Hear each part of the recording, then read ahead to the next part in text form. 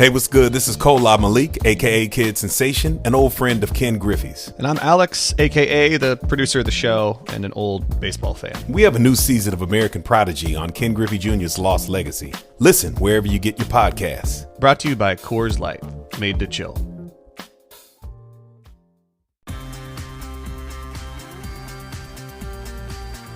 What it do, Hardwood Knocks listeners? I am Dan Favale. It's been a while, probably over a year and a half, since I came in with that intro, so you're welcome. Welcome to another episode of the Hardwood Knocks podcast. We have our Monday mailbag for you, Adam and I. Before we get into it, reminder, come on, join us on Locker Room, Sundays, 4 p.m. We had a couple regular listeners in there, in addition to the few Locker Room stragglers we get, or maybe they're loyal Locker Room listeners that don't just listen to the podcast, but listeners that we actually know have interacted with on Twitter came to Locker Room. Join them. You get to ask live questions. You can also respond to the tweets that we're sending out. Make sure, at the very least, that you are downloading every episode of this podcast, listening to it, and also fully subscribed, please. And word of mouth, if you've done all those things. Tell your friends, family, frenemies, coworkers, random people on social media about us. That helps out a lot, too. And definitely don't forget to go to iTunes, search Hardwood Knocks. Doesn't matter if you use iTunes or not. Go there anyway. Give us that 5-star rating, write a review. Those help us a ton as well. Follow us on Twitter at Hardwood Knocks. Follow us on YouTube, youtube.com. Search Hardwood Knocks. We will come up. Subscribe, like our videos. Juice that algorithm for us so we get more views and would have proven to be weird, sometimes awkward comments on YouTube. But hey, we're here. We're rolling with it. And finally, follow the Sports Math Network on Twitter at _sports_math, spelled exactly as it sounds. Without further delay, we'll make this a sub 80-second intro, or excuse me, a sub 120-second intro. Let's get to our mailbag. We cover a bunch. It's a lot of fun. Talk to you guys in a couple milliseconds. Hello, everyone, and welcome to the latest episode of Hardwood Knocks. This is Adam Frommel here with my good friend and co-host Dan Favale. Today, we're going to be focusing on the Eastern Conference playoff race, which is just this fascinating amalgamation of teams right now, where it seems like the number 1 seed is up for grabs. A bunch of teams are fighting for the number 4 spot. Even more teams are fighting to stay out of the play-in tournament, and just as many are trying to get into the 10th and final spot for the inaugural play-in tournament. I guess, is it really inaugural this season because of last year, even though the format's different? What are we calling that, Dan?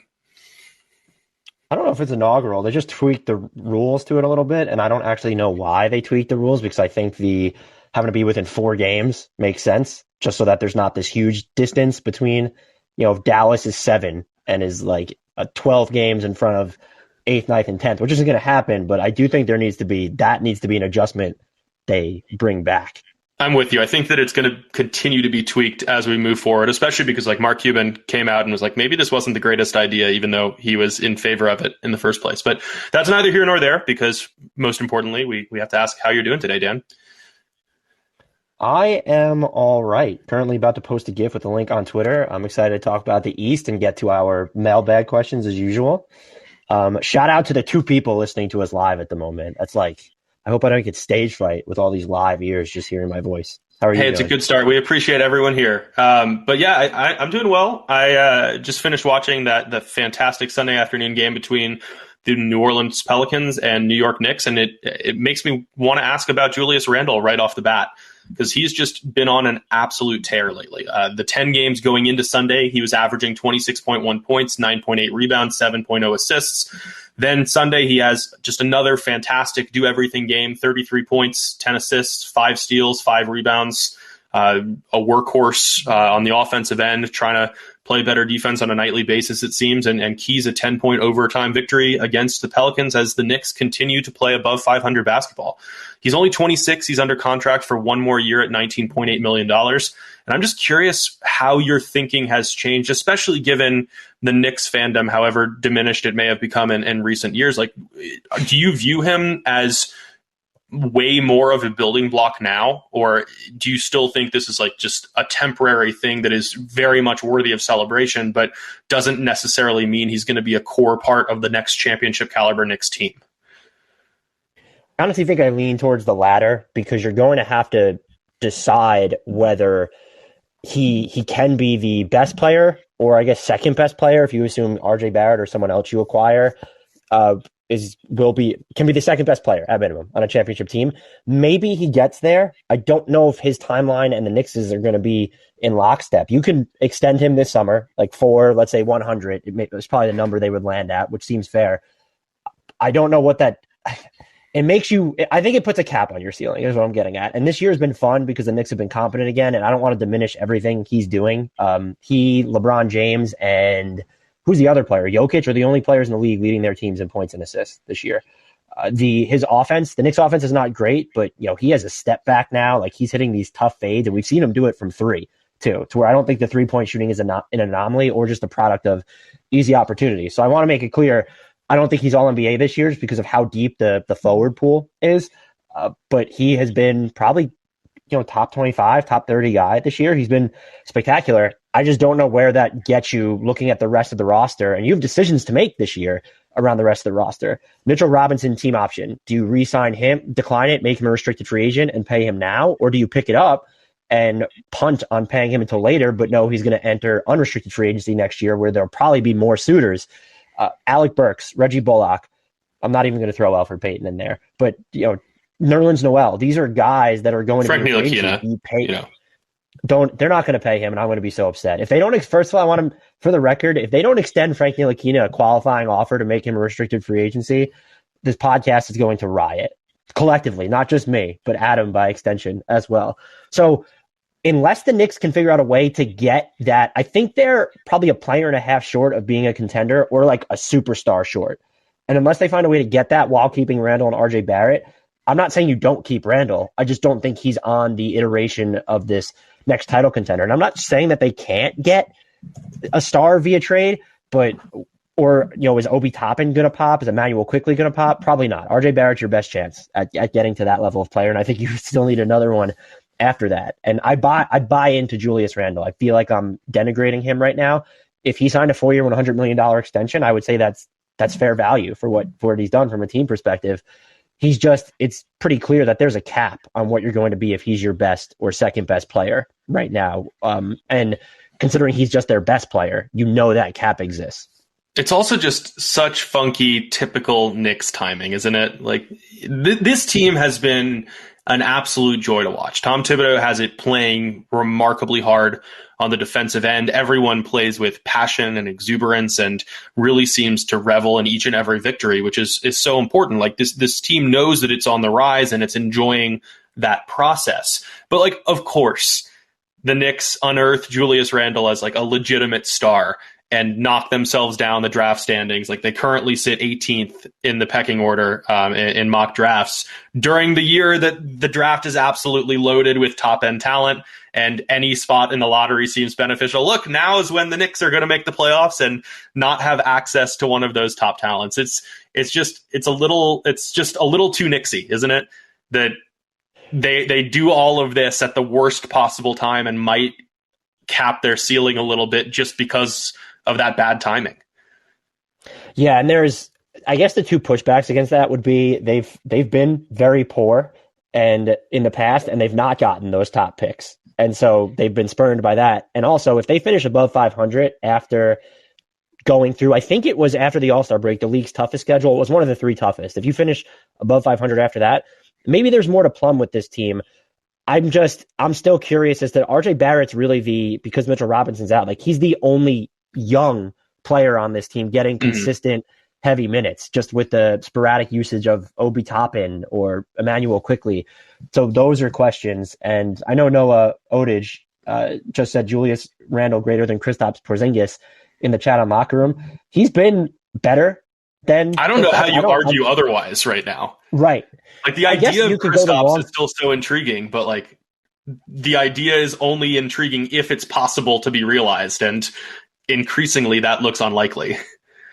Right. So even if you're going long term, it gets tough to pick Kristaps there. And with Randle, even if Kristaps just does become the guy who can be close to all defense and while spacing the floor on offense, and he's been hitting a fair amount of his post-ups looks this year, even though they don't necessarily look pretty, even if he becomes that player, his influence over the offense is going to be capped because he's not a primary ball handler like Julius Randle is. And I do think, for me specifically, I default to the playmakers in that situation, especially if they're going to have that much responsibility like Julius Randle does. What does get interesting is before really diving into the playoff predictions in the East or structure, whatever you want to say, revisiting that Kristaps Porzingis trade, because I think everyone has said the Knicks won that trade. Julius Randle was a part of that because they used the cap space they got from the trade to get Julius Randle. I'm not saying that's faulty logic. There's still an element of, look, Kristaps Porzingis could be better long-term. Tim Hardaway Jr. is in Dallas. They might keep him, and he's been very useful.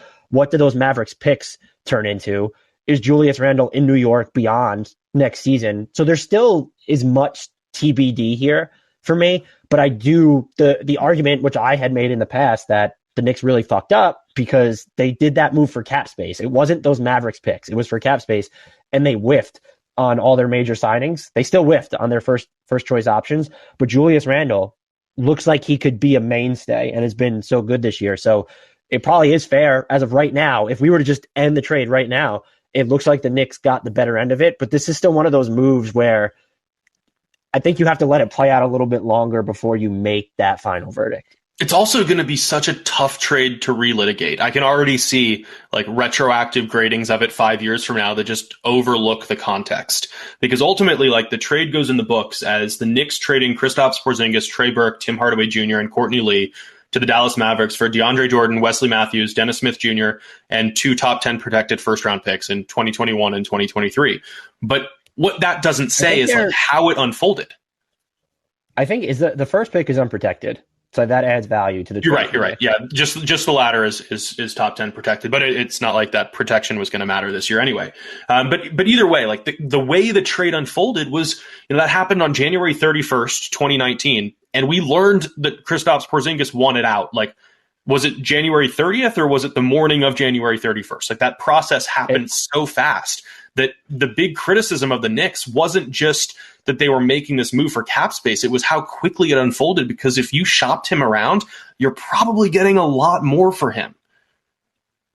Right. And I feel confident in saying that they did not adequately canvass the league for a package. And I think it's mostly because they needed a team that was willing to take on the bad money, and they weren't trading Kristaps Porzingis for value back. It was the flexibility in free agency. And that can the whole still be thing a criticism. Just so rushed. Yeah.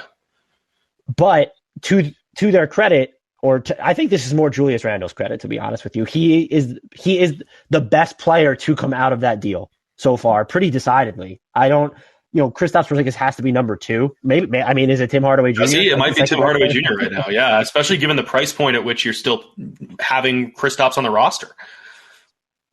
So, to wrap it up here, if you're the Knicks, are you keeping Julius Randle long term? And by that I mean, are you signing him to an extension this summer? Or are you waiting, playing it out, seeing where you are in 2022 and evaluating his actual free agency then? I think I'd sign him to an extension right away. Like, having him, it might not produce a championship caliber ceiling, but the only way that's going to happen is by hitting on a later pick in the draft now anyway. Or RJ Barrett just blossoming into an absolute superstar who makes the previous debate about him and Jamal Murray look ridiculous because he's that much better.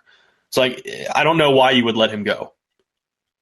Oh, I'm with you. I'd probably try and get him to an extension at this point, and there's a chance that he only costs you more if you let him go to 2022 free agency. Especially if right now, like, there's still this air of uncertainty about like how legitimate and sustainable this level of play is. If he produces like this for another year, and you're looking at a guy who's led the Knicks to back-to-back playoff appearances after decades of futility, that price point is skyrocketing.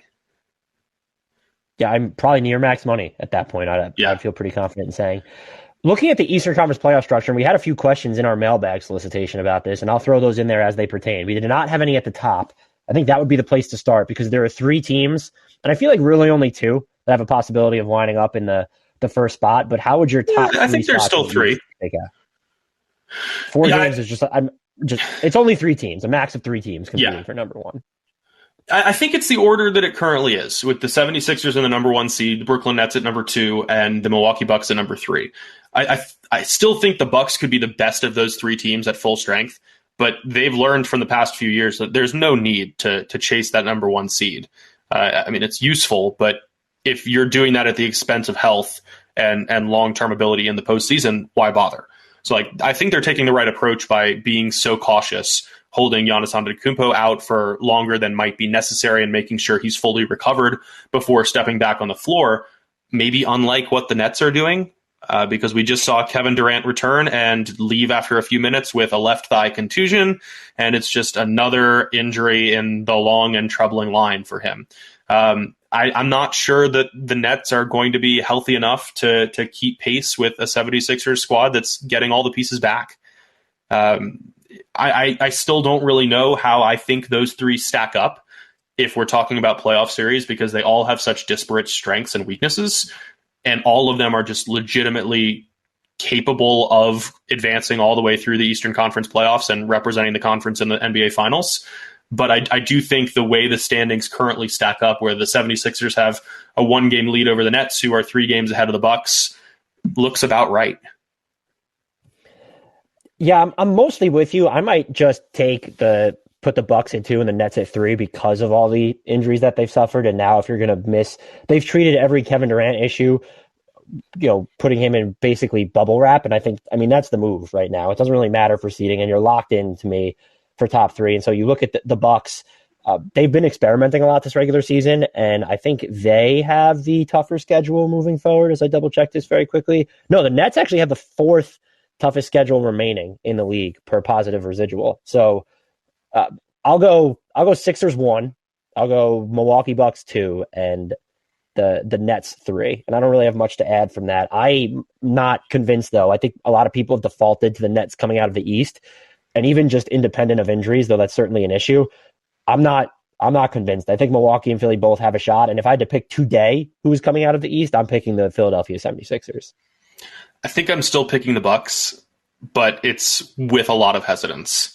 Any of those 3, it wouldn't be even remotely surprising to me. I do agree that the conversation has been a little bit weird, where the Nets are treated as like this foregone conclusion.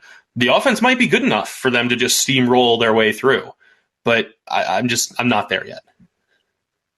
No, and look, the availability is a part of it. Just looking at how much time KD has missed, and I'm not too worried about the James Harden right calf strain, whatever he's dealing with right now, and Irving will be fine. Even KD just might be fine. Sometimes these things take a little time to come together in the first place when you're dealing with superstar formations of this magnitude, and that could be an adjustment period for them. They have played 7 times together this season, the 3 of them. So I've said from the start here that I view this as a type of team construction that has a remarkably high ceiling, but also a lower floor. Because when you are that reliant on one end of the court, you don't have the defensive ability to make up for off shooting nights. And yeah, it's great that you have 3 legitimate offensive superstars, but they can all have off nights at the same time. And if you go through a stretch where the offense gets cold, that's a death knell. I would be shocked if these 3 players had off nights on the same time. I would be too. I would be too, for sure. But still, it's easier to lose games when you are that reliant on one side of the court and don't have the ability to counteract it with the other. The economy is made up of real people doing real stuff, and it affects everything. Which you obviously know since you're a real person doing real stuff. Marketplace is here to help you get smart about everything beyond the what of the day's business and economic news. We dig into the how and the why with the real people driving our economy. From big tech and interest rates to small businesses and what's happening at the Fed. Marketplace breaks it all down so you don't have to. Listen to Marketplace wherever you get your podcasts. Not sure about you, but I'm taking a rain check on spring cleaning this year. Freshen up for the season with comfort instead. With sheets, towels, loungewear, and more from Brooklinen. And with their birthday sale happening this weekend, Brooklinen is offering site-wide savings on all things comfort for their biggest sale of the year. Brooklinen was founded by husband and wife duo Rich and Vicky with the goal to create beautiful, luxury home essentials at prices that didn't break the bank. By working directly with manufacturers, they ensure premium, high-quality comfort every time at a fraction of the retail price. That means ridiculously soft bedding, towels, and loungewear. Brooklinen is so confident you'll love everything, they even offer a 365-day warranty. Oh, and they've got 75,000 5-star reviews and counting. It's hard to argue with that. Get everything you need for a spring refresh during Brooklinen's biggest sale of the year. Shop the Brooklyn and birthday sale going on this weekend. And if you're listening to this podcast after the sale ends, don't worry. You can still go to brooklinen.com and use promo code KNOX to get $20 off any purchase of $100 or more. That's BROOKLINEN.com and enter promo code KNOX to get $20 off any purchase of $100 or more. Brooklinen, everything you need to live your most comfortable life. I think the more interesting discussion to me is 4, 5, and 6 in the East. Out of the play-in, firmly in the playoffs. The teams that are in those spots right now, Atlanta is 4th, Boston is 5th, the Knicks are 6th. Winners of 6 in a row, by the way, the Knicks. How do you see that shaking out? Do you see another team? I think really just looking at not just the distance between them, but I would throw Miami as the only other team that could finish with one of these 3 spots. It feels like between the Heat, Knicks, Celtics, and Hawks for these final 3 guaranteed playoff slots. Yeah, I mean, the Hornets are 3 games back of the Hawks. The Pacers are and LaMelo's 4.5 out, games. out. Yeah, but neither of those really feels like it's trending in the right direction. I mean, as you mentioned, the Knicks have won 6 in a row. The Celtics have also won 6 in a row. The Hawks have been playing a lot better lately. I think I'm going to go with Atlanta getting the 4 spot. It feels like this is the team. Maybe so, but it feels like this is the team that has the most upside just based on all the prominent offseason acquisitions that are finally starting to coalesce together. Like Bogdan Bogdanovic has been fantastic lately. Just shooting career high numbers from 3-point range, hitting pull-up shots, hitting spot-up shots. Kevin Huerter is playing this versatile all-around brand of basketball that constantly flies below the radar and is probably going to get him paid this offseason.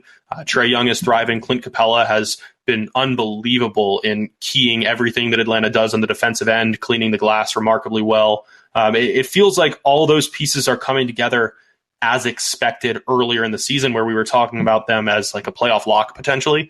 And it just seems to be clicking under Nate McMillan. So what I would say here is I actually think it ends up being the 3 teams that are already in the spots. Looking at the Hawks, Celtics, and Knicks, the Heat are just, I don't trust them on a night-to-night basis. And maybe I'm just reading too much into the 3-game losing streak, but you're dealing with the Oladipo injury, and not that he was mission critical to what you're doing, but that was your swing piece for the rest of this year. Jimmy Butler just said they're playing soft. Their offense has been wildly inconsistent, putting inconstant pressure on the rim outside of Jimmy Butler, obviously. So I think I would put the Celtics here just because I think they are the better team than the Hawks still at the top.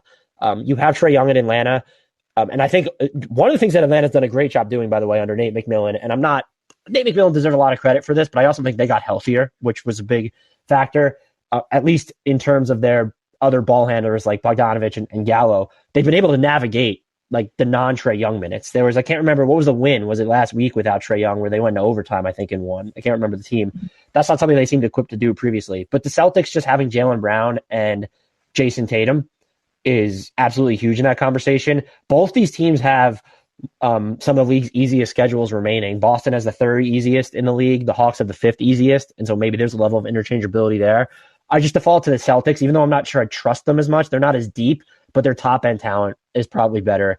I think the Knicks wind up staying in 6th, and that's by, I might actually like the Knicks a little bit better than the Hawks overall, just because of their defense. Their schedule is just still, it's normalized a little bit, the difficulty of it, because they've played so many difficult games, but they still have one of the 12 hardest schedules remaining. And that's after having to play through like what they've just played through. And look, the other thing we got to keep an eye on is that Julius Randle and RJ Barrett have played a crap ton of minutes this year. That was RJ Barrett playing 46 in regulation the other night. It's really a deviation from the norm for Thibodeau. I'm shocked by this. Yeah, he's normally so good at limiting his players' minutes. He does a good job of it with his supporting cast, to be fair. So that's because there's only so many minutes to go around. Right. But I think if I had to pick, I think the Knicks would leapfrog the Hawks before the Celtics at this point. I'm just going to slot them into 6th because I could see them hitting a wall or just the schedule, getting to them a little bit. And they're already they're at the bottom of this 3-team tier. So I have Boston 4th, Atlanta 5th, and the Knicks 6th. I do not think that tier changes at all, though.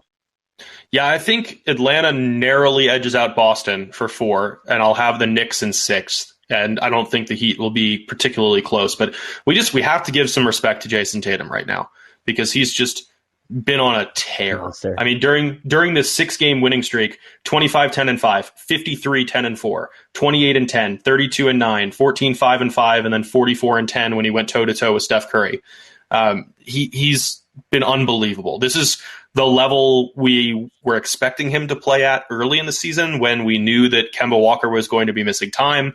And I think both of us were kind of on board with the idea that he was going to get off to such a strong start that he'd begin the season firmly in the MVP mix. Didn't really happen, but had he played like this, he would be. He's getting to the line. He's hitting 3-pointers from all over the arc. He's involved as a playmaker. He's still playing some of the best off-ball defense you'll find in the NBA. Just everything is clicking for him right now. Yeah, then the level of difficulty on some of his shots, my God, that Warriors-Celtics game, he just hit some really tough ones down the stretch. So he is spectacular. The next sector of teams, we have a question from Meyer Rothbaum of who gets the 10 seed. And it's interesting because I think we can also break this up into a group of 3. I think 7, 8, and 9 are going to be between the Heat, Hornets, and Pacers. I don't see anyone bridging any of the gaps to sneak there. Right so there how do with you see 7, 8, and 9 shaking out? And then we can get to who we think is, the race for the 10 spot is actually probably another 3-team race. So that's kind of funny too. Yeah, I think the Heat stick at 7. They're the best, healthiest team. They have the most top-end talent that's actually available. Jimmy Butler and Bam Adebayo give you a chance to win any game on any given night, and they have the advantage of already being in the 7th spot in the standings. So I don't see that changing. I do think that the Pacers are going to leapfrog the Hornets. Now that Myles Turner is back, he played in this most recent game against the Hawks. They are getting healthier. They still have a good foundation on both ends of the floor, and the Hornets, the injuries are just a little bit too much to overcome. Unless they start giving Grant Riller 30 minutes a night, and then who knows what's going to happen. I think Grant Riller injured at the moment, or no? I should probably know that, shouldn't I? But I don't. Yeah, if you're going to cape for him, at least know his health status. He's not. He's not. All right. Well, then maybe I'm not caping for him, so I don't feel bad. I could have sworn there was something there. I'm going to be in lockstep with you here too. I'm nervous to say that the Pacers will get leapfrogged, but that they will leapfrog the Hornets though. I know injuries have been part of it, but they've just been an acid trip all year where they've had offensive breakdowns where it feels like they need more playmaking, but then they've had defensive breakdowns. I might want to keep them in 9th. I'm not going to lie. I've just been so unimpressed with them, but having Myles Turner back is going to be so absolutely huge for them. If they ever get, there's no timeline, it seems, but like when TJ Warren comes back after having his surgery on his foot, that would be huge for them. And I'll leave them. This is a stream of conscious thought here. I'll put them in 8th and have the Hornets 9th there. Just by virtue of missing Hayward and LaMelo Ball, you think they fall off a little bit. And when you look at just the strength of schedules moving forward, there's not like this huge difference. The Pacers actually have the 4th easiest in the league compared to the Hornets are 7th. So that's how that'll shake out. I do think the race for the 10 spot is probably more interesting. It is between the Bulls and the Wizards have identical records right now. The Bulls actually hold the tiebreaker though, so they are in 10th, and then the Raptors are in 11th, a half game behind the two of them. Who do you have there? This is a tough one, but I think I'm going to go with the Wizards very hesitantly. They have the 5th easiest remaining schedule, which is easier than any of the others. They have health working in their advantage more than the other teams do, as Zach LaVine is set to miss a good bit of time, and the Raptors just kind of like seem to be in tanking mode. I don't think a team that really wants to end up in the 10th seed is going to have rest days like they did on Friday, I believe, where they sat Pascal Siakam and OG Anunoby and Kyle Lowry and everyone. And that's like they're giving themselves a schedule loss, which you can't afford to do if you really want to be making a push for that 10 seed. The Wizards are playing hard. They really seem to be letting Russell Westbrook's mentality affect everyone on the team in a positive way. It seems like Bradley Beal has bought into Russell Westbrook's role. It seems like all of the role players have embraced the tough as nails personality with which he plays, and it's paying off. They've won 4 games in a row. It doesn't feel that fluky because this team does have a good bit of talent. It just hasn't come together until later in the season. I think I would go as far as saying that if the Wizards are the team that does make the play-in game, like they might have a legitimate shot to advance beyond that play-in tournament. Beyond the play-in. Yeah, I thought you were going to say to win the playoff series. I have the Raptors there. I know that they're going through I don't know if this is a stealth tank at this point. I don't know what they're doing, but I think it's like an overt tank. I don't know that they're giving themselves scheduled losses. I do think they're deeper than advertised, and I still kind of believe that they haven't defaulted to tank mode just yet, and so we're going to see more time with their 4 and 5 best players together, which they just haven't gotten a ton of this season, and they clearly have the highest ceiling, I would argue, of any of the teams behind the Miami Heat in the standings at this point. I might even be able to incline to pick them against the Heat. They're a team that I would love to see make the play-in because I think they could really mess up the Eastern Conference playoffs in that regard, where I would probably pick them to win the play-in, I think, if they make it. So I guess I'm writing off the Heat there, which might be a little unfair. And if they do win, there would be 2 spots to go up. But I would predict that they make the playoffs then. And I could see them against any team other than Brooklyn, a healthy Brooklyn, really putting up like a huge fight. And that could totally just fuck with the Eastern Conference playoff picture in the first round. And so I will be rooting for them to make the playoffs and finish with a 7 or 8 seed, but also have to play someone who is not a healthy net squad. Yeah, I think the difference for me is just the availability of the stars. And also there are more young players in Washington who are starting to discover their talents a bit more. Looking specifically at Denny Avdia, who's putting together flashes a bit more consistently, and Rui Hachimura, who seems to be coming around nicely later in this sophomore season for him. We can talk about Chris Boucher and OG Anunoby and Fred VanVleet, but they've been playing at we can for sure. They've been playing at a higher level. There's not I don't think there's another layer for them to plumb at this late stretch run, quite like there is for some of these rotation players in Washington who are starting to figure out their roles around Beal and Westbrook. Here's the thing: is the level that the Raptors can get to is their players are playing together. Their best players are playing together. That's their next level, which I don't think could be undersold. And yeah, it's just 5-man if they want it, which I'm just not convinced they do yet. It's so strange because they kept Lowry at the trade deadline. You would think that ushers in a very explicit "we're going for it this season" mentality that has not been maintained past the trade deadline. Right, and maybe they're trying to do the whole 1-year tank and re-sign Lowry, have the high draft pick, and we move forward and they'll be really good.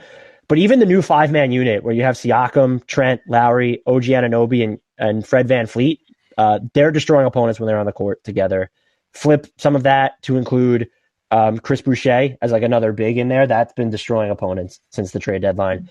So I think they have, I guess you're right to frame it that way, is if they play their guys, that's their next level, which is they just haven't, their best players have not been on the court together this season. And so maybe I'm the fool who's buying into them. It's just tough looking at the Pacers have completely disenchanted me this season. Charlotte is dealing with so many important injuries right now.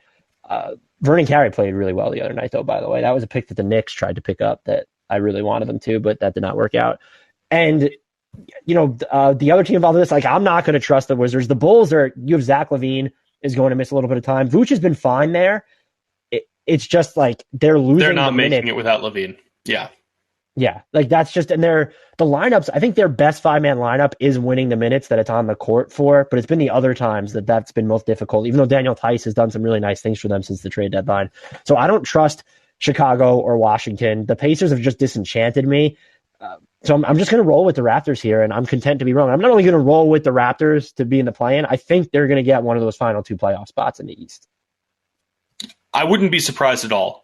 Do you think we've basically written off the Bulls, which I think is valid, and the only other team to mention, I suppose, is the Cavaliers, who are 3 games back of number 10 and would have to leapfrog 3 teams to get there. I can't see that happening. No, just because too many of those teams in front of them are still trying. Even if you want to say that they'll catch the Raptors, they're only 3 back. Yeah, they're 3 back in the loss column of the Bulls, but that's for 10. If you're trying to get, that's what, I'd be shocked if they were able to do that. Kudos to them, I guess, for remaining it in this long. They were bad for a while, and things. Isaac Okoro has looked good for them more lately. I'm still a big Colin Sexton guy for them. Kevin Love and Larry Nance Jr. are both playing, but I think it's just too little too late. That's like an anomaly having both of them available at the moment. Right. So if you want to dive into this mailbag, if we have people listening who want to ask questions or speak, you can ask us anything about the NBA during this segment currently. But we do have a ton of questions. I'll start with one of them.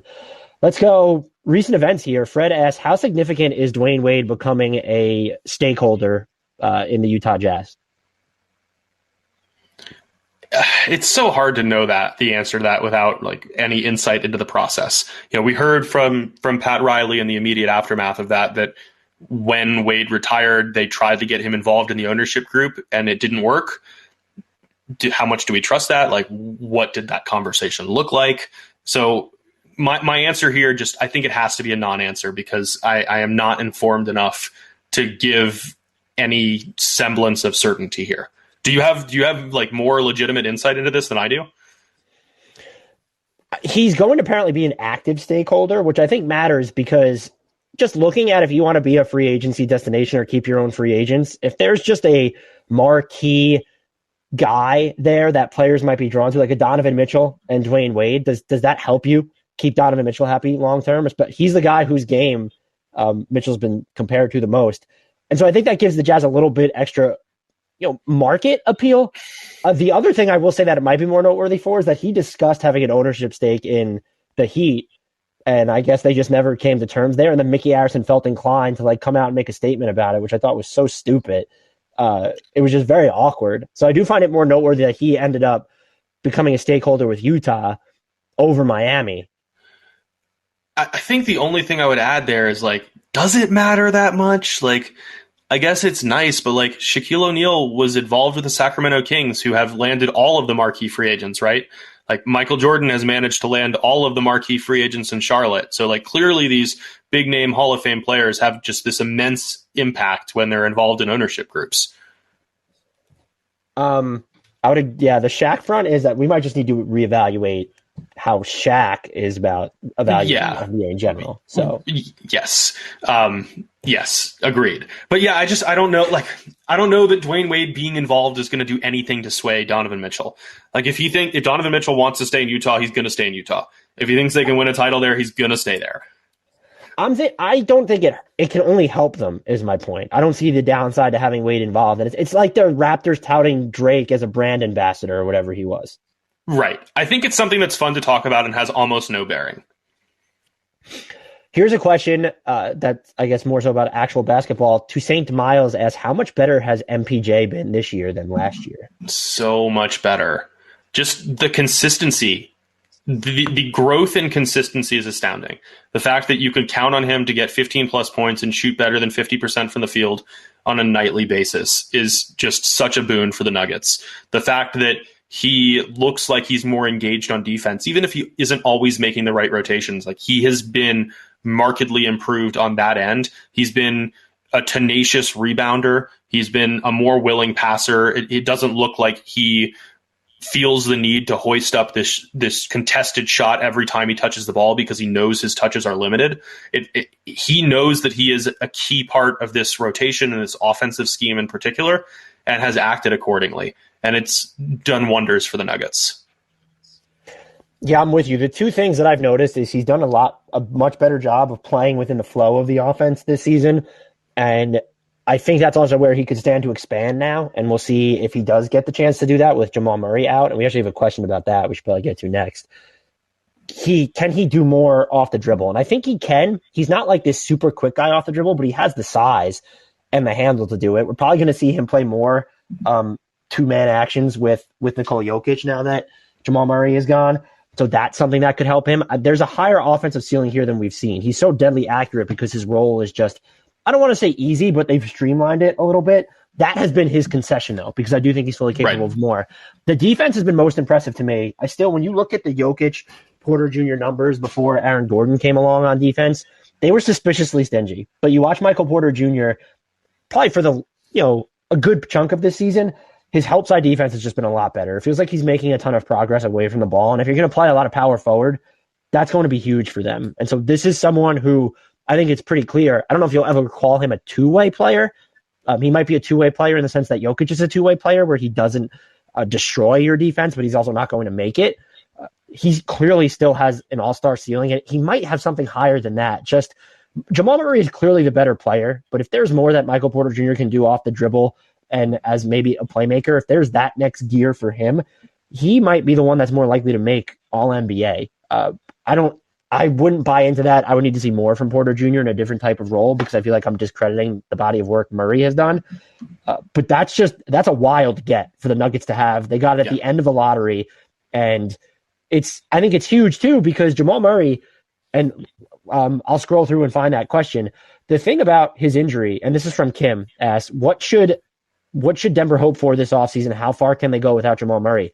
We can talk about the impact losing Jamal Murray has on this season, but I assume the timeline for next year, they haven't released it. I think it gets pushed back a little bit.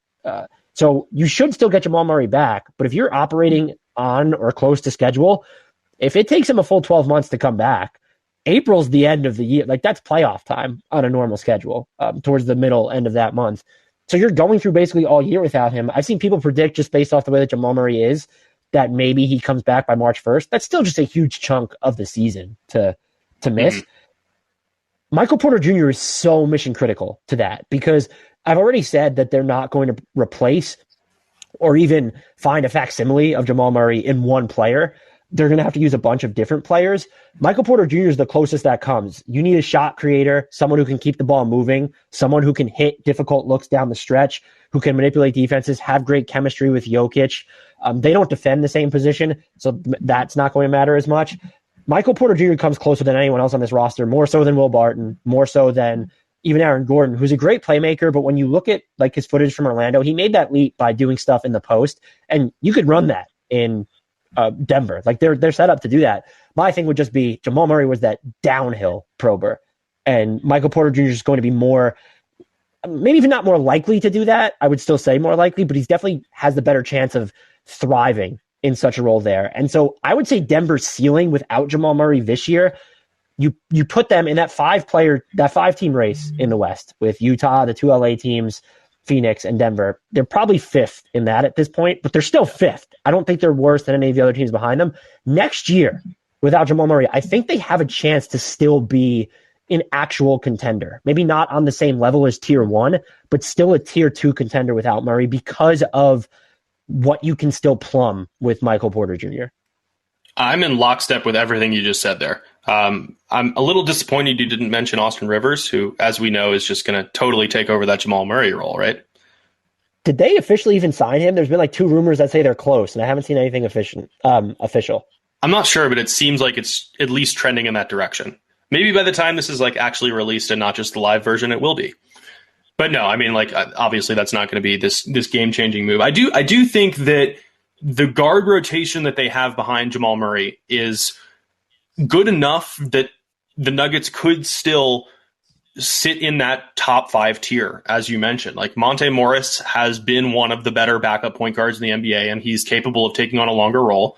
Facundo Campazzo has been a fantastic defensive presence at the point of attack, which is hugely beneficial to the Nuggets. Will Barton, Michael Porter Jr. can take and create more shots. So they do have the pieces to work together and show some ability to replace what was lost with Murray. But obviously, getting that from 5 different sources isn't the same as getting it from one source who has shown the kind of upside that he has in playoff games. So I don't know that I'm like too concerned about the Nuggets this season, especially just given how well Jokic has continued to play and how devastatingly effective they've been with both him and Aaron Gordon on the court, and given the growth that we've seen from Michael Porter Jr. But yeah, I think it matters more next season, because being able to replace him with so many different rotation members is more taxing for the long haul. Yeah, that's a good point. I'm also wondering if Aaron Gordon is intrigued enough with the long-term potential of Denver that he kind of signs an extension or defaults to signing a new contract after next year. That's 1+1, because you're not going to have the whole thought process here was, we get 2 postseasons with the Jokic, Murray, MPJ, Gordon core before we have to start making wholesale decisions. Whether they might extend Michael Porter Jr. this offseason, but Michael Porter Jr. has a lot of leverage now, especially with the Jamal Murray injury. I'd argue if he has a good postseason, his market is the max, and it might just be the max anyway. Yeah, and they'll have to commit to paying the tax for that. I also think, just circling back to the Porter discussion, that we have to give some credit to Mike Malone here, because the way that he handled him has really worked. I know that there was some frustration that he was being treated with the training wheels on for much of his rookie season and wasn't really allowed to blossom until midway through this season. But blossom he has, because he's been empowered to play the kind of basketball that he wants to play and to gradually fill this bigger role. And I think that the buy-in that you see on defense and the quality of the help rotations and everything on that end of the floor is a testament to how empowered he feels on offense, because he doesn't have to work for those touches. He doesn't have to try to immediately make something happen when he receives a rare touch, which lands him in the doghouse and gets him back on the bench. Like, it all goes together. And I think that the job that Malone and the rest of that staff has done in terms of player development has really shown itself there. We actually have a few questions about crunch time play that I think would be smart to loop together. Damian Lillard, that's my answer. Yeah, we do not have a question about Damian Lillard in crunch time, but the answer in crunch time is it's always Damian Lillard. So this comes from Midseason P, which is actually a funny name. Wants to know the clutch stats for all of the Clippers players. I don't really want to drone on about that because I think it would be incredibly boring. Some things I'll note, though. One, and I found this fascinating, Nicholas Batum leads the Clippers in total minutes played this year, just overall. That has nothing to do with crunch time. That's block machine Nick Batum to you, by the way. And I know why. Like, we understand the factors, but considering where he was in Charlotte the past few seasons, how they just got him, him being a starter was objectively hysterical. This is just mind blowing. If you look at the key players for the Clippers, though, so in crunch time this year, and the Clippers overall in the clutch, that's been one of the things that people have harped on. They're 12-14 when they play any crunch time games. That record was actually worse for a lot of the time. You're looking at Kawhi in these minutes is slashing 31 and 20, and then he shoots 90% at the foul line, but he's not getting there. And that's been just one of the Clippers' biggest issues, is that they don't get to the foul line enough. I actually don't know how much that hurts them. If you want to criticize their rim pressure, I think that's fair. Paul George in the clutch, 26.1% shooting overall, 21.4% from three, shooting 100% from the foul line, but only because he doesn't really get there. So those are the two guys that you look at, and seeing like who's played or averaging the most minutes. Marcus Morris there, not shooting a ton. And he's only played in 15 of their crunch games, but he's, 67% overall, 75% from three, just not a ton of volume there. That is probably a bigger issue, is that you have this scatter shot sample size with a ton of these guys, where Patrick Beverley has only played in 12 of your 26 crunch time games. Rondo is shooting 0% in his 3 clutch appearances for the Clippers, in case anyone's wondering, but he's been good for them. As of right now, I don't understand why they needed to give up as much as they did to get him, but it does not look like such an egregious move. It's worked for both sides so far. Serge Ibaka is shooting 20% from overall and has missed all his 3-point attempts, but again, it's 2 3-point attempts. I just want to reiterate how small the sample size is. Can you guess who is third on the Clippers in crunch time field goals made this season? I'm going to go with Luke Kennard, almost solely because of one game against the Hawks. No, it's Reggie Jackson and Terrence Mann being tied in crunch time. That was my next guess. Nicholas Batum leads the team in crunch time 3-pointers made. Like, that's just, all of that's just weird. And maybe that's very weird. It's very weird. And to translate a lot of those numbers, because we're affiliated with NBA math and we have to explain the context behind the numbers. Those are bad. Those stats are bad. Are you sure? You're positive? I'm positive. I'm positive that those are negative. The other crunch time question we have, this is from Ryan Fitzpatrick. I don't think it's the NFL player, if anyone cares. I'm going to pretend that maybe he went to Harvard. I'm going to just pretend that this Ryan Fitzpatrick went to Harvard. It doesn't matter whether he was an NFL player. How much better is RJ Barrett in the clutch than John Zion? I'm going to assume that they're asking just about this season. I don't think that RJ Barrett has necessarily been better than Zion in crunch time. Zion is slashing. He doesn't take threes, but he's shooting 58.1% on his twos in crunch time, 84.8% from the foul line. the Pelicans this season when he's on the floor. And this is such a small sample size we're dealing with for Zion, 89 minutes. The Pelicans have outscored opponents by 27 points in 89 minutes of crunch time play with Zion on the court. RJ Barrett is shooting 51.1% overall, 7 of 12 on threes in the clutch. That's 58.3%. 11 of 15 at the line, 73.3%. The Knicks, in 108 minutes with RJ Barrett on the floor in crunch time, have outscored opponents by 46 points, which is pretty good. Jamal Morant has not been doing as well as his draft class brethren. He is 13 of 41 from the floor in crunch time, including 0 of 8 from 3. That's 31.7% overall from the floor. 19 of 27 at the foul line, 70.4%. He is dealing with the smallest sample size here, 68 minutes. That's a function of him missing time, I think, is one of the biggest things. And the Grizzlies have been outscored by 21 points in those 68 minutes with him on the court. I don't ascribe a responsibility to him for that, but when you're looking at these three roles, you might be able to say that his performance has been the most troubling relative to expectations. Zion Williamson has just started being more of a primary playmaker and has been fantastic, in the clutch for the Pelicans by and by. RJ Barrett's shooting has been reliable in the clutch, even if he's not playmaking a ton. Ja Morant, has been fine as a passer in those situations, 14 assists, but to 7 turnovers, not, for the clutch, that's perfectly fine. His perimeter shot this year is just so, I don't trust as much of his game as I did, but what he can do off the dribble, his passing, his vision, this might just be an anomaly. Even though the Grizzlies have been better than expected, I still am just not prepared to say that RJ Barrett is better than Ja Morant, which I think some people have come around on. Long term, though, this does feel increasingly like a 50-50 proposition. Yeah, I think so. My initial reaction when I heard the question was that it might be like that classic case of overvaluing clutch performance because of a few shots that stick out of the mind, specifically with regards to RJ Barrett. Because to me, it has felt like Zion in particular just gets even more involved in those late game situations now that he's been empowered to do so. Like we saw very early in the season that he wasn't even on the floor for some of those crunch time moments, or that he wouldn't touch the ball. But now that he is so involved as the primary ball handler and facilitator and playmaker, that he's just doing even more in those situations. So I'm glad the numbers kind of back that up too.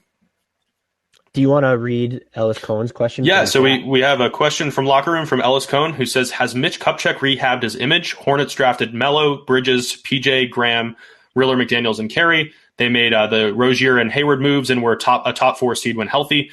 Randle, D'Lo, Ingram, Zubats, Clarkson, Nance were also Kupchak picks playing well. I'm guessing that the idea that Kupchak needs to rehab his image comes from the last few years of his Lakers tenure, which did not go very well post Kobe Bryant retirement and the team really struggling to get anything going. But I don't know that there was that much of a need to rehab the image, because he was generally perceived as one of the top basketball minds regardless. And yeah, I mean, the moves that he's made have been fantastic. There's a reason that Charlotte has been able to exceed expectations so much that we were talking about them in the play-in tournament conversation earlier in this podcast, even though they've dealt with all the injuries. It has been good move after good move. And I would agree that, Julius Randle and D'Angelo Russell and Brandon Ingram thriving in other locations is still a testament to his ability to unearth talent, even if they weren't maximized on his teams. Yeah, I think a majority of the criticism about Kupchak was sort of how his Lakers tenure ended, where putting yourself on that timeline of winning a championship and then spending all that money on Mozgov and Deng. I will say, though, it probably wasn't talked about. And also, by the way, just shout out to Ellis for listing Riller first, just on the. I appreciate that. Yeah, I appreciate that. So if there was doubt that he could still do this, I think he has rehabbed his image a bit. And what's worked out for them too is the Hayward signing just no longer seems as bad, even with this injury. I think it still brings the question up about what does the back end of this deal look like. But if anything, he's really helped make life easier for LaMelo Ball when they've played together. And I think that's made for a better learning curve for him. And I think it's interesting that he brings up the Lakers draft track record, because the Lakers have drafted fairly well. It's just they've given away a lot of those players for nothing or used them as salary dumps. So I guess would it be fair to say that Kupchak has become underrated as an executive? Is that the way to look at this if he was considered bad in the first place? I think I'm good with that. I don't think he ever should have been. I mean, every general manager goes through rough periods. I mean, we've seen it with Sam Presti. We've seen Masai Ujiri occasionally misfire. Like, you name the general manager and you can find a bad signing or a bad draft pick. It was ultimately always going to be a tough situation to figure out, because you have to remember that, like, they were still trying to maximize a roster with Kobe Bryant that did not have any right to be maximized. And in doing so, you create a pickle for yourself, and it was hard to escape. And they made swing for the fences moves, like the Mozgov contract that definitively did not work out, but it happens. You know, I don't think that should supersede like an executive who I believe has won 7 championships over the years. Well, really, it's 7? I didn't know it was that high. I think he's been around long enough for it to be, because he was affiliated with the Lakers dating back to 1981. Yeah, 7-time NBA champion. Let's get to this one question from Keith, and then we have a question in the chat from Noah. Other than Ben Simmons, which guard in NBA history who played as many minutes has taken the fewest three-point attempts, and how many did he take? So I did look this up. The criteria I used is the first 4 seasons of their career. Yes, I know this is year 5 for Ben Simmons, but he has only played in 4. And then they needed to play at least 9,000 minutes through their first 4 seasons. And I obviously did it by the 3-point error. Otherwise, you get a bunch of zeros. I was going to say, Bob Cousy, 30,000 minutes, no 3-point attempts. Vern Fleming is number 1 with the fewest. He's taken 33. Sidney Moncrief and Ben Simmons are tied for second at 34. Rolando Blackman at 50 is 4. And Joe Dumars is 5th with 86. Fat Lever is 6th at 92. And Magic Johnson is 8th. 7th was Jay Humphries. Magic Johnson is 8th with 98. Jim Paxson, 9th at 112. And then Gary Payton is 10. I also sorted this just by 3-point makes to see what would come up. Vern Fleming, first place again in the fewest with 3 3-point makes. Sidney Moncrief with 4. And then Ben Simmons is 3rd with 5. Rolando Blackman is 4th. Paxson 5th. Humphries 6th. Magic Johnson is 7th. Kevin Johnson 8th. 9th is Fat Lever. Gary Payton is 10th again here. Jordan is 12th on this, if anyone cares about that. So there's only 3 players that have made single-digit 3-pointers in the 3-point error as a guard while playing as many minutes as Ben Simmons through their first 4 seasons. That is Vern Fleming and Sidney Moncrief. Fleming is the one that stands out to me, especially because his career overlapped a bit with the shortening of the 3-point arc, and it just didn't matter. Pacers legend Vern Fleming. Noah in the chat says the Blazers can't contend with this current core. I would probably agree. Who gets dealt leaves in free agency first? Nurkic or CJ McCollum? I mean, is it the cop-out answer to say that it's Nurkic just because of how their contracts are structured? McCollum is ultimately on a deal that extends through the 2023-24 season. Nurkic only through next year. It's not guaranteed, but come on, we know that it's not going to be declined. Nurkic hits free agency 2 years earlier.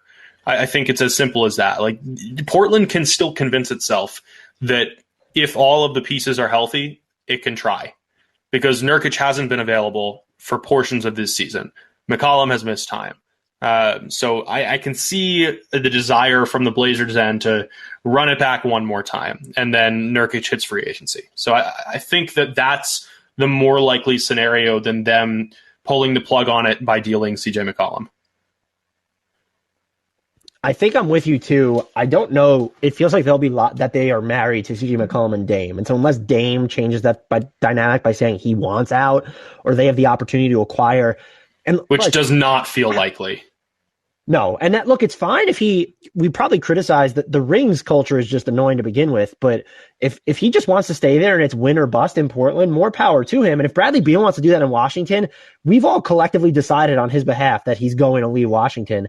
I think it's just because his free agency is still in the purview. Like, Dame signs a long-term extension, and I do think it's fair to be like, Bradley Beal is clearly equivocating on some level because he went the short-term route. And yes, he could have gotten more money by waiting, but then why not just wait and hit free agency sooner? So I do feel like there will be equivocation there.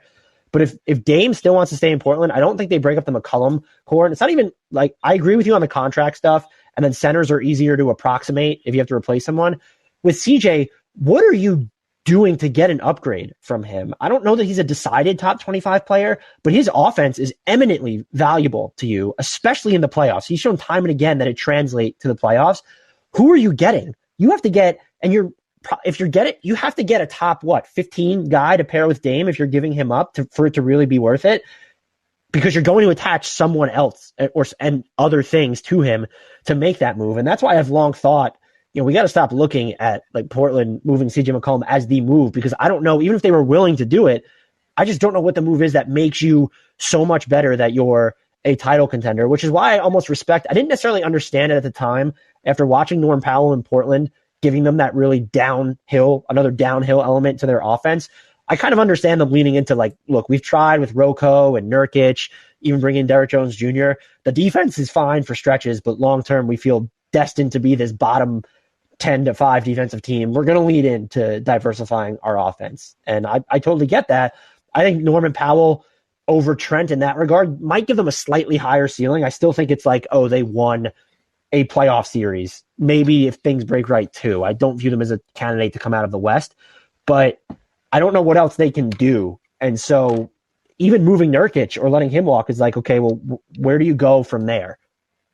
It's still, and I'll say the thing that it feels like they need, they're that star wing short. Mm-hmm. That still just feels like what it is for them. Which is pretty tough to find given the current situation. But I guess like as we were talking through this, I'm wondering if I want to push back a little on the Blazers can't contend with his current core. Yeah, they're not going to be the number one seed in the West. They're not going to be the favorite to come out of the West. But how are we defining contention? Because to me, like this current core with Lillard, McCollum, and Nurkic, if the pieces are healthy and if the supporting cast is healthy around them, I think that Damian Lillard is good enough to single-handedly carry them to a series win against any team in the West. Do you disagree? Any team in the West? Yeah, I would disagree. With their makeup right now, I would disagree. I think he can get on enough of a heater that they can squeak out a series win. Whether they could do that 3 times in a row is a different question. But like to me, the ability to have a roster where like you still had to pause before you answered that question. To me, that's contention. Like it's not like true top level championship contention, but it means that you've constructed a good enough team that you're giving yourself a chance, right? I think that's fair. And to clarify, if they would have traded, so here's how I look at it. If they would have traded for Aaron Gordon instead of Norman Powell, I'd probably be more inclined to call them a contender. And they're that type of player away.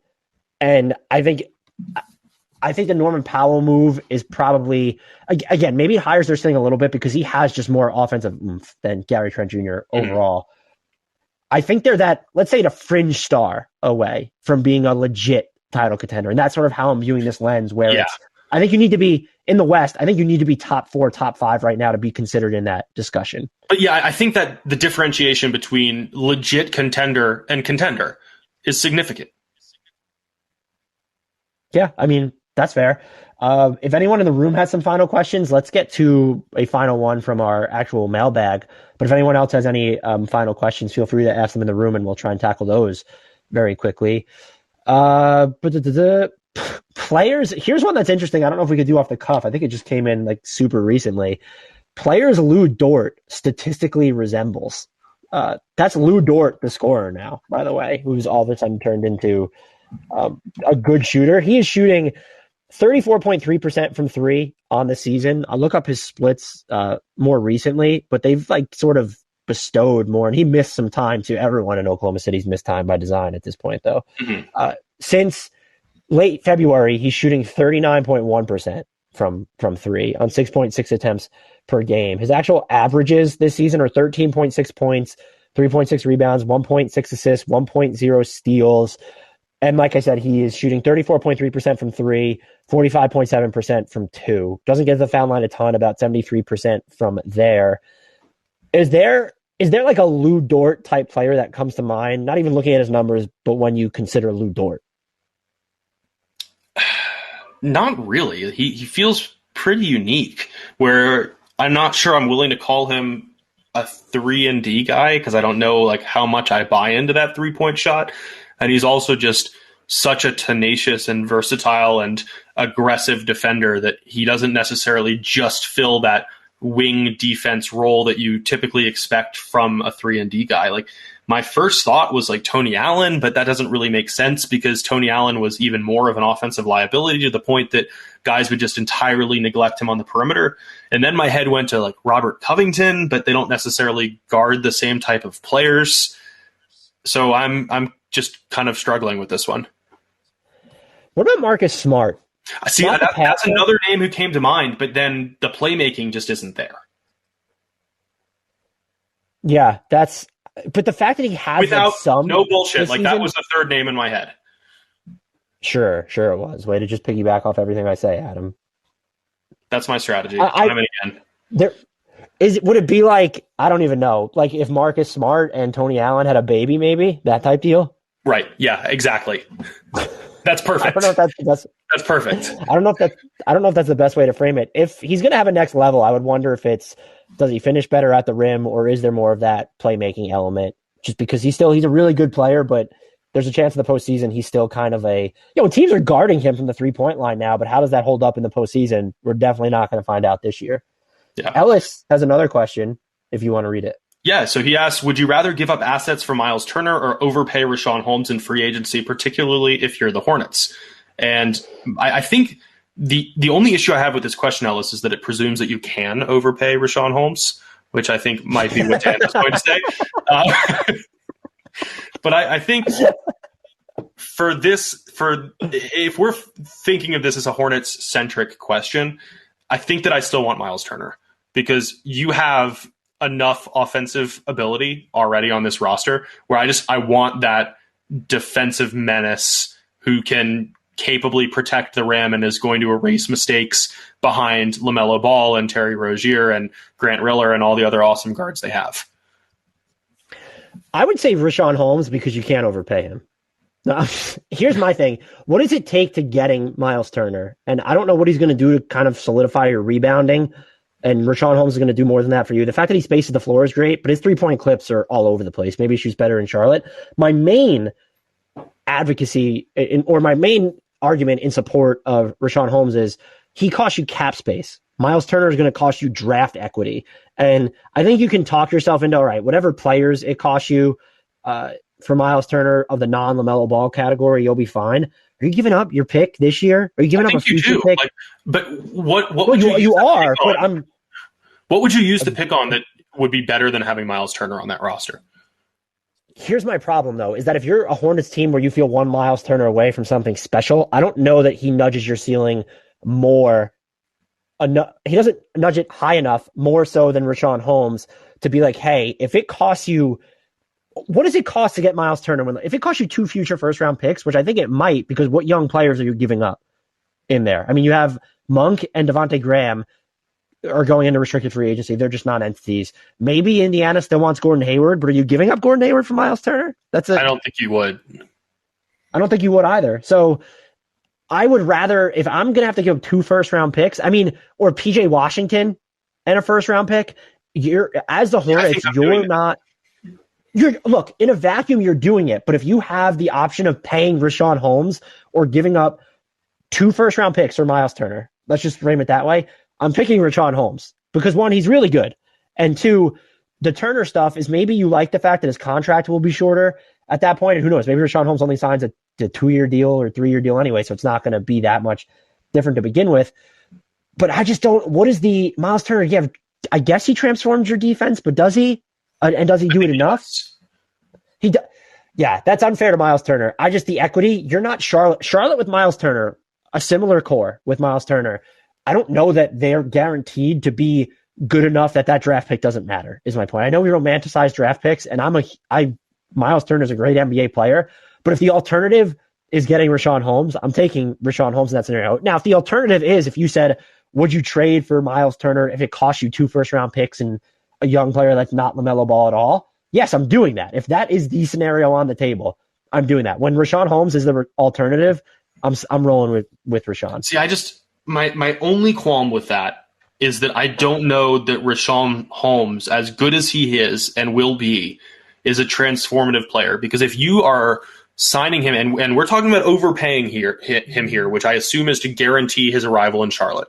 If you're going down that route, you have so much money locked up in him and Gordon Hayward that I don't think you can make the ancillary moves necessary to become a contender.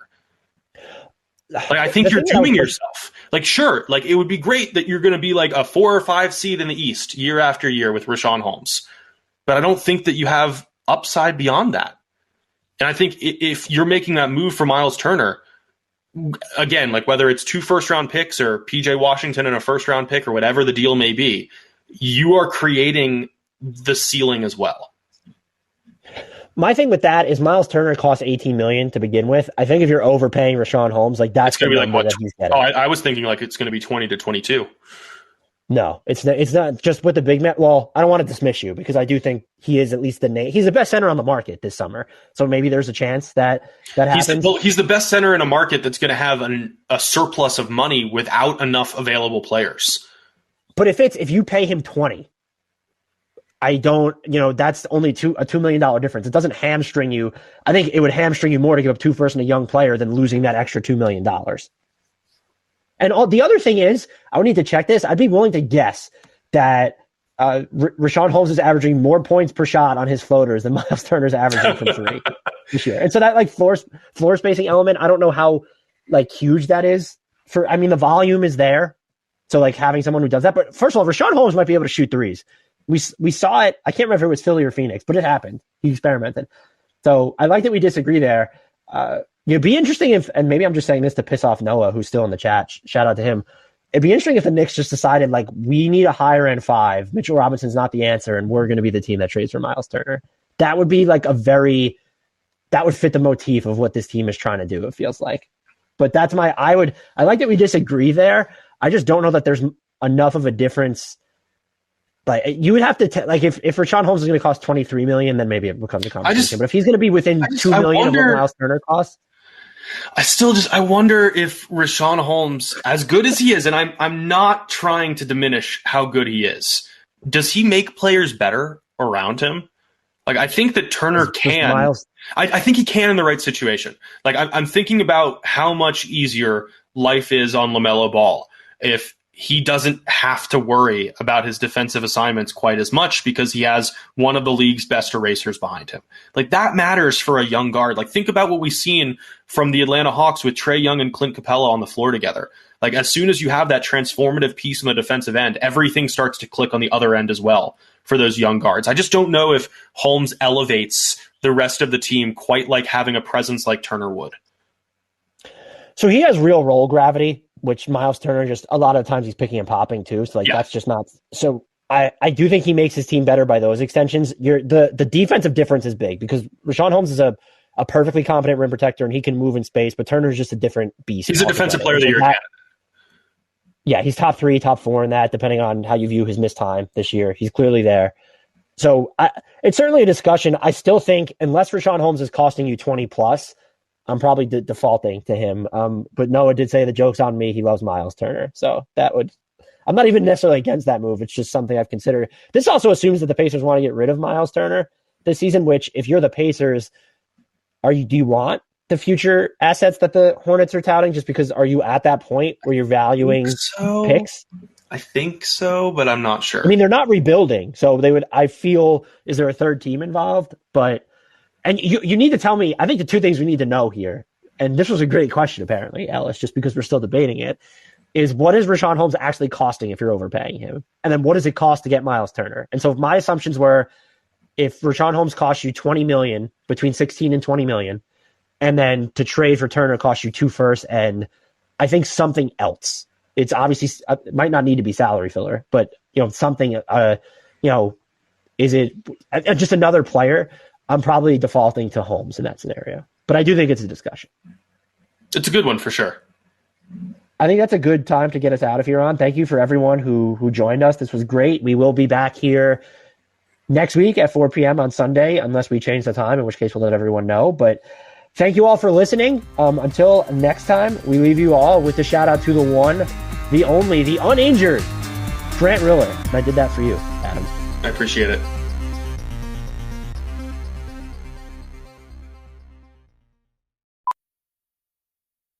Okay, parachutes ready. Boy, the things I go through to get auto loan rates as low as 1.04% APR for 36 months on new vehicles with PenFed. You are aware that you don't have to be a military member to save hundreds on your auto loan, aren't you? Anyone can join PenFed. As someone terrified of heights, I probably should have looked into that. Probably. Drop me off at the shore. PenFed Credit Union. Visit PenFed.org/autos or call 1-800-247-5626. Advertised rates available through the PenFed car buying service. To receive any advertised product, you must become a member of PenFed, insured by NCUA.